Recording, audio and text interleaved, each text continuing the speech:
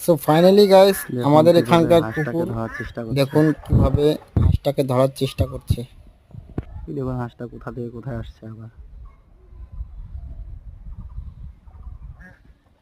দেখুন কুকুরটাকে দেখুন হাঁসটা কিভাবে ধরতে আসছে। আমারও হাঁসটা ডুব দেবে পানির তলায়। দেখুন আবার ওই যে কুকুরের বগল দিয়ে চলে গেল, ওই যে ওইদিকে, ওই যে উঠে গেছেন। দেখতেই তো পাচ্ছেন আপনারা কুকুর কিরকম। এই দেখুন এদের থেকে কোথায় আসছে, এখানে উঠে যাবে। দেখুন দুটো কুকুর একটা হাঁসের পিছনে লেগে গেছে।